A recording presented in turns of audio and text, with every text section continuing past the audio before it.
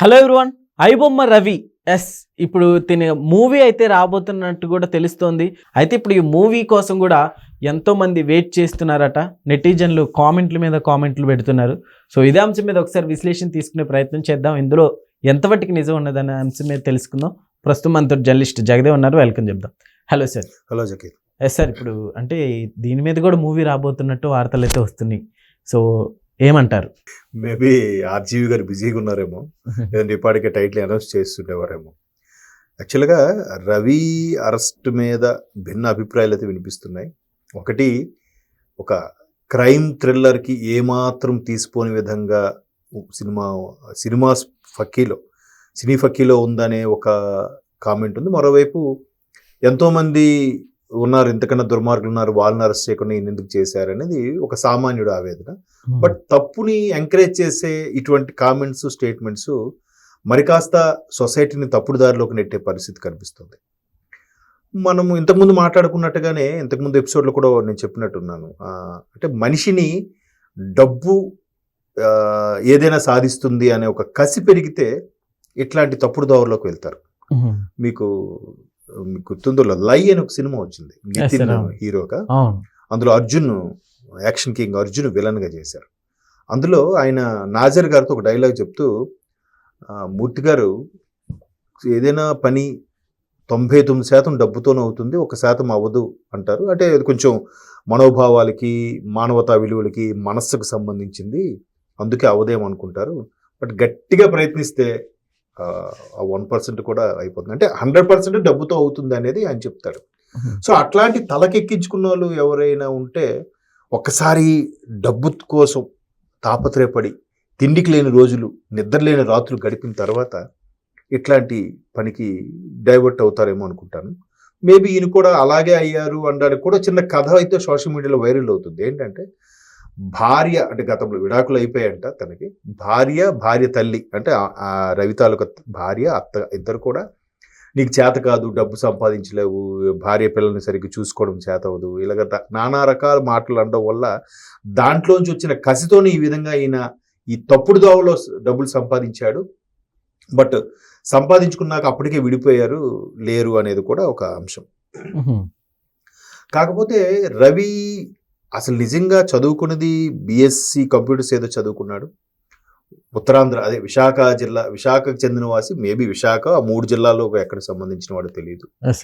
ఆయన తండ్రికి ఇంటర్వ్యూ చేస్తే అటువంటి దుర్మార్గు పని చేశాడా ఏమో మాకు తెలియదు అన్నట్టుగా ఆయన స్పందించారు. మరోవైపు భార్య, అత్త కామెంట్స్ ప్రకారము వాళ్ళే పట్టించారనే వైరల్ అవుతుంది. బట్ పోలీసులు చెప్పే వాస్తవాలు ఏంటంటే, ఆయన ఏదైతే ప్రమోట్ చేశాడో, ఏదైతే సినిమాల్ని గ్రాబ్ చేసేసి HD క్వాలిటీతో రిలీజ్ చేస్తున్నాడో ఐబొమ్మలో, ఆ బొమ్మలతో, సినిమాలతో బయటికి కనిపించేది సినిమాలే. బట్ దాని తెర వెనుక మాత్రం బెట్టింగ్ యాప్స్ ప్రమోట్ చేశాడు అనేది వాస్తవం. మేబీ ఆ బెట్టింగ్ యాప్స్ ద్వారానే సంపాదించుండొచ్చు, ఇప్పటికే ఈజీగా ఒక 30 కోట్ల వరకు సంపాదించుండొచ్చు అని అంటున్నారు.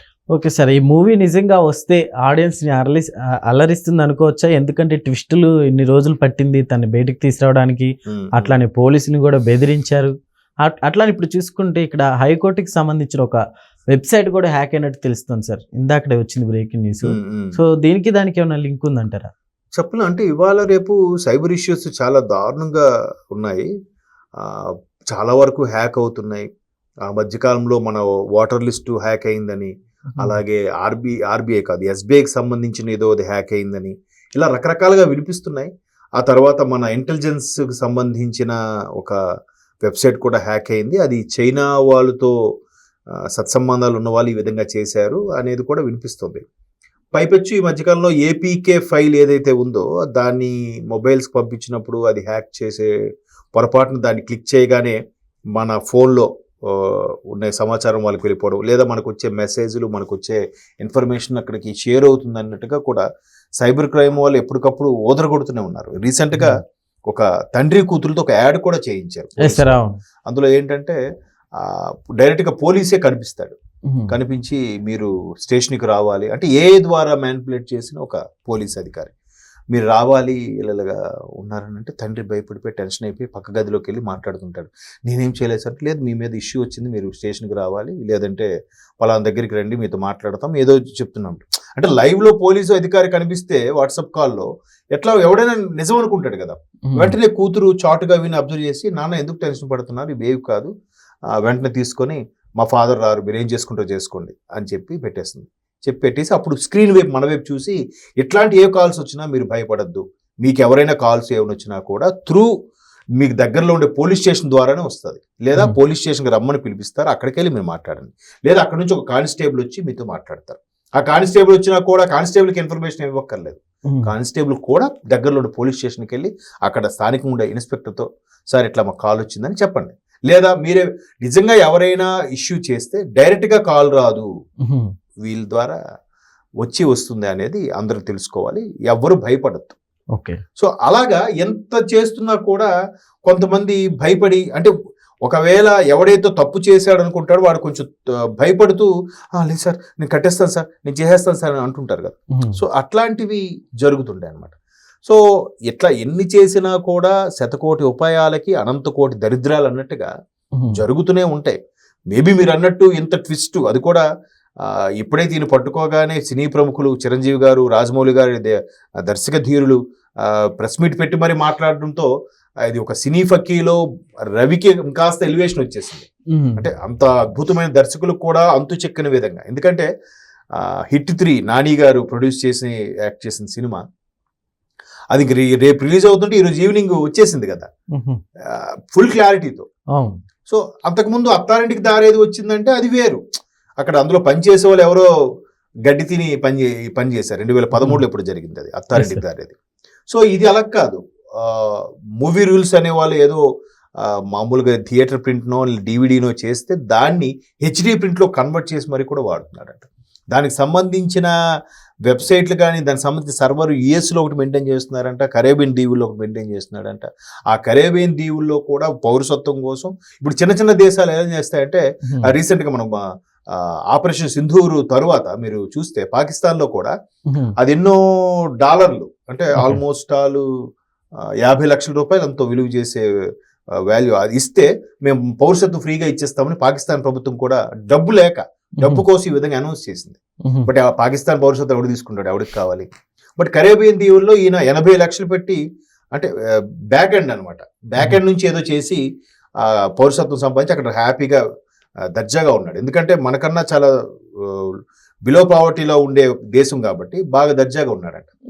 బట్ ఆయన ఫ్రాన్స్ నుంచి ఇక్కడ కూకటపల్లి వచ్చి ఈ విధంగా రావడం అనేది ఖచ్చితంగా భార్య స్కెచ్ అని అంటున్నారు. కానీ బెట్టింగ్ యాప్ల ద్వారా ఏదైతే అమౌంట్ రావాల్సి పెండింగ్ ఉందో ఆ లావాదేవీల కోసం వచ్చి దొరికిపోయాడు.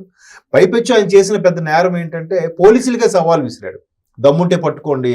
ఆయన ఏదో పుష్ప సినిమాలో దమ్ముంటే పట్టుకో షెకావత్ అన్నట్టుగా, పట్టుకుంటే వదిలేస్తా ఐబొమ్మ అన్నట్టుగా అన్నాడు కూడా, స్టేట్మెంట్ ఇచ్చాడు దమ్ముంటే పట్టుకోండి. మొత్తానికి వాళ్ళు చాలా కసిగా తీసుకొని పోలీస్ బృందం పనిచేసింది.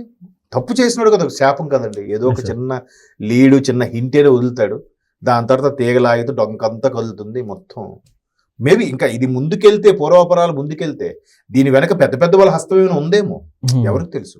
ఎందుకంటే ఈ మనీ లాండరింగ్ వ్యవహారం కోణంలో కూడా ఆలోచిస్తున్నారంట. ఈ పాటికే ఎన్ఫోర్స్మెంట్ డైరెక్టరేట్ హైదరాబాద్ తెలంగాణ పోలీసులకు ఒక లేఖ రాసిందంట, ఇది ఎన్ఫోర్స్మెంట్ డైరెక్టరేట్లు ఇన్వాల్వ్ అయిందంటే మనీ లాండరింగ్ కూడా ఏమైనా జరుగుండొచ్చు, మాకు కూడా ఫైల్ని కాస్త ఇవ్వండి, మేము కూడా ఎంక్వైరీ చేయడం మాకు అవకాశం ఇవ్వండి అని లేఖ రాశారట. మరి ఇంకా కేసు కొత్త పొందులు తొక్కితే నిజంగా ఇది సినిమా కరెక్ట్గా స్క్రీన్ ప్లే నడిపిస్తే బొమ్మ బ్లాక్ బాస్టర్ అవుతుంది. Okay sir, thank you.